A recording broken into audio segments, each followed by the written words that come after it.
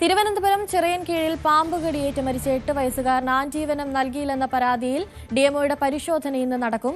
മരിച്ച ദിക്ഷലിന്റെ അയൽവീട്ടിൽ നിന്ന് മൂർഖനെ പിടികൂടി. ചിറയൻകീഴിൽ പാമ്പ് കടിയേറ്റ് മരണപ്പെട്ട ദിക്ഷലിന്റെ വീടിന് പാമ്പിന്റെ ശല്യം രൂക്ഷമാണ്. വിവരങ്ങളുമായി എസ് അഭിലാഷ് ചേരുന്നുണ്ട്. Abhilash, good morning. ഇന്ന് അതിനിർണായകമായൊരു ദിവസമാണ്. ഇന്ന് ഡിഎംഒയുടെ പരിശോധന നടക്കുന്നു. അതുപോലെ തന്നെ മറ്റൊരു കാര്യം എന്ന് പറയുന്നത് ദിക്ഷലിന്റെ അയൽവീട്ടിൽ നിന്ന് വീണ്ടും പാമ്പിനെ പിടികൂടി എന്നുള്ളതാണ്. എന്തൊക്കെയാണ് കൂടുതൽ വിവരങ്ങൾ? Good morning Anusree. ഈ സംഭവവുമായി ബന്ധപ്പെട്ട് കഴിഞ്ഞ ദിവസമാണ് ആശുപത്രി സൂപ്രണ്ട് ഡിഎംഒയ്ക്ക് റിപ്പോർട്ട് നൽകിയിരുന്നത്.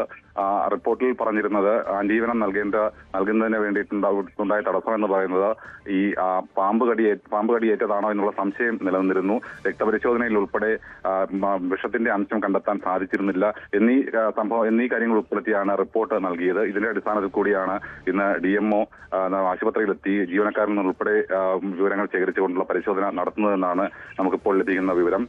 അതുപോലെ തന്നെ കഴിഞ്ഞ ദിവസം ഈ മരണം നടന്ന ദിക്ഷലിന്റെ വീടിന്റെ തൊട്ടടുത്ത വീട്ടിൽ നിന്നും ഇതുപോലെ ഒരു വിഷപ്പാമ്പിനെ പിടികൂടിയിരുന്നു. ഇവിടുത്തെ സാഹചര്യം എന്ന് പറയുന്നത് ഒരു ചതുപ്പ് പ്രദേശമാണ്. മാത്രമല്ല ചുറ്റും കാട് കയറിയ ഒരു പ്രദേശം കൂടിയാണ്. ഈ സ്ഥലത്താണ് ഇത്തരത്തിൽ ഷീറ്റ് കൊണ്ട് മറച്ച ഒരു വീട്ടിൽ നിലത്ത് കിടന്നുറങ്ങിയിരുന്ന ദിക്ഷലിനെ പാമ്പ് കടിയേറ്റത്.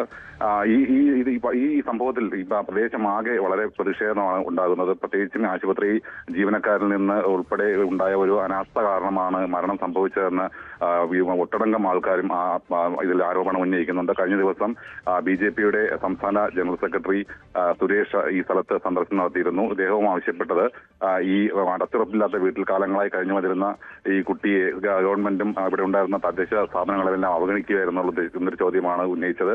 അതുപോലെ തന്നെ കുട്ടിയുടെ കുടുംബത്തിന് ഇപ്പോൾ വിവിധ സ്ഥലങ്ങളിൽ നിന്നും വിവിധ സംഘടനകളിൽ നിന്നും ഒക്കെയുള്ള ധനസഹായങ്ങൾ ഉൾപ്പെടെ ലഭിക്കുന്നുണ്ട്. എന്നാൽ ഇതിന്റെ മരണത്തിന്റെ ഉത്തരവാദിത്വം ആശുപത്രിയുടെ അനാസ്ഥ സമ്മതിച്ചുകൊണ്ട് തന്നെ ഇതിന്റെ ഉത്തരവാദിത്വം ഗവൺമെന്റ് ഏറ്റെടുക്കണമെന്നൊരു ആവശ്യം കൂടി ഇവിടെ എല്ലാ ഭാഗത്തു നിന്നും ഉയരുന്നുണ്ട്. അനുശ്രീ, ശരി. എസ് അഭിലാഷാണ് കൂടുതൽ വിവരങ്ങൾ നൽകിയത്.